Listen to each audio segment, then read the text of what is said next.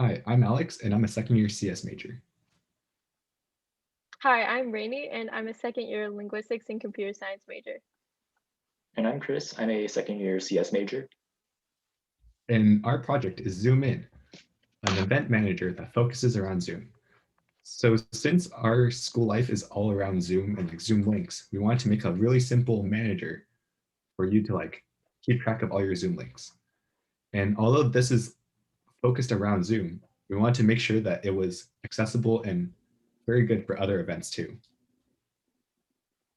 Yep, so I'm gonna run through an example of a login. So I already created a user called Joe Bruin.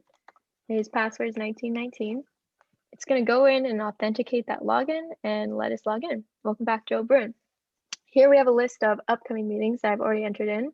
You can see the details of each meeting. This one's for a class. It has the tag school in the color red, site 15, and we have a start and end time. And this is going to be our upcoming meeting, so it's a meeting closest to today's time and date. CS97, I provided a Zoom link, the usual one we log in with. When you click here, it will automatically launch your Zoom. You can also use this search box for tags and names. So I could start typing in the name of a meeting, or you can type in a tag. All of these have the same tag school, so it's not going to change anything. But we're going to make a new meeting, but it will be a singular occurring event.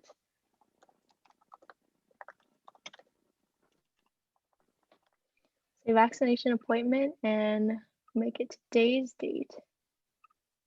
The start time will be an hour before now and it'll go later, so it'll be during our time right now. And when we submit that meeting, it's going to show up here in our current meetings box. Our calendar layout has all of our meetings laid out. You can go to previous days and our current day here, and you can also see our tags. We also have the upcoming current meetings bars here. And if you need to delete a particular meeting, say there's no class on this day, just go here and delete meeting. And it's removed from the calendar and from the list. So I'll go ahead and log out.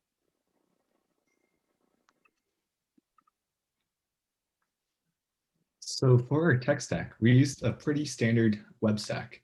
So for our front end, we decided to use React because we learned that in class and we had experience with it. For our backend server, we used Node.js and we used an Express middleware to like handle HTTP requests. And then for our database, we want to use a document-based database because our information and data was very malleable. So we decided to use Firebase because it was really easy to set up and configure. So for my portion of the project, I worked a lot on authentication. And one of the tools that I used was bcrypt. So when a user first logs in and signs up with a password, we wanted to hash and salt the password so that when it's stored in the database, it was encrypted in a very secure way. So bcrypt was a very good tool to like help with hashing and salting it. And then when a user is logged in, we wanted to like make sure that they were still logged in, even if they like exited out of the window. So we decided to use tokens, and we stored these tokens inside the cookies, so that every time they like tried to get all the data, we would send the token back to the server, and then they would authenticate and make sure that the user was who they were saying they were.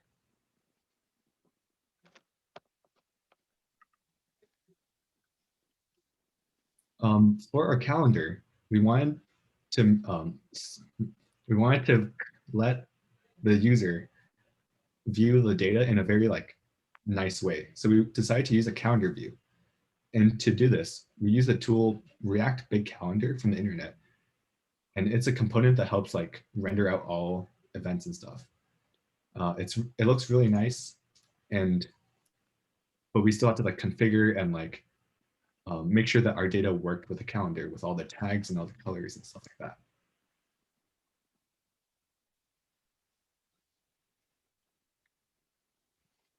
To implement a search field, we used an npm install called search field, and it allowed us to add this into our code, search name or tag, and we have this feature on change.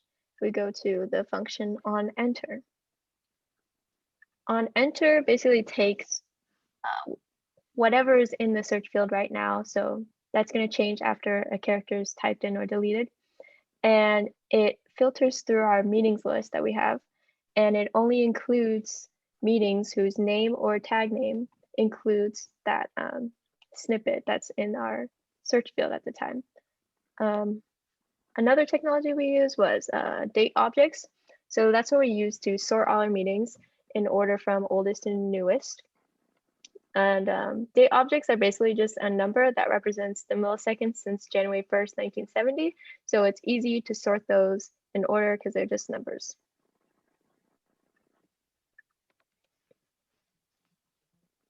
All right, so now we're going to talk a little bit about some of the technical challenges that we had to overcome.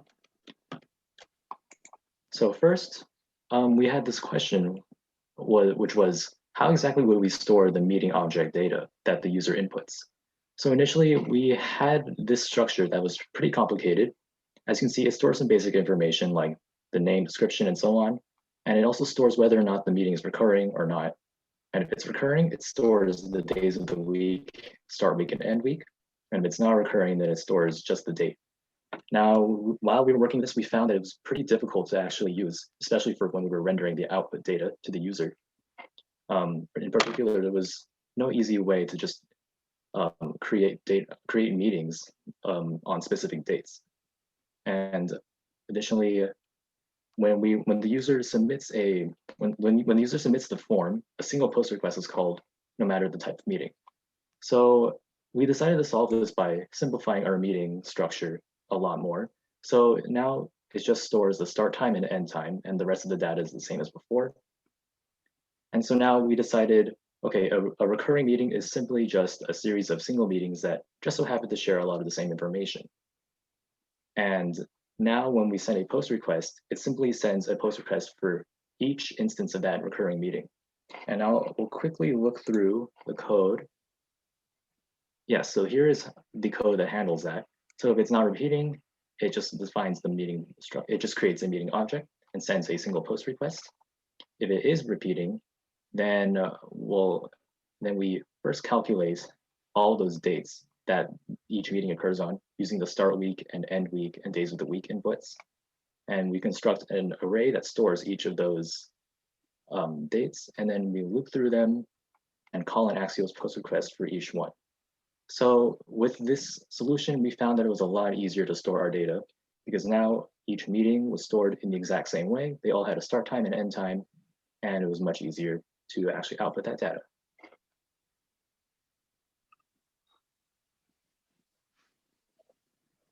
Another difficulty we faced was sending the amount of GET requests that we were sending in order to update these lists and the username. Welcome back. Obviously, the username doesn't change as soon as the user logs in.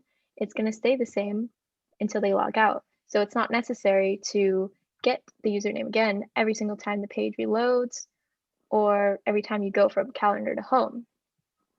And same with the meetings, although they need to update more often, they need to update whenever you add a new meeting or change a meeting. And they also need to update every minute so that it can move from upcoming to current or current to past meetings. It doesn't necessarily need to send a GET request every like 5 seconds. So we have a cache in our front end, and that cache basically controls the GET requests that actually go to the database. So when we send a GET request to Axios, it will go to our cache and take the information from there. And our cache has a max age that decides how often the cache goes to the database and retrieves information. For the username, that max age is 3 hours. And for the meetings, that's every minute. So yeah, that's our project.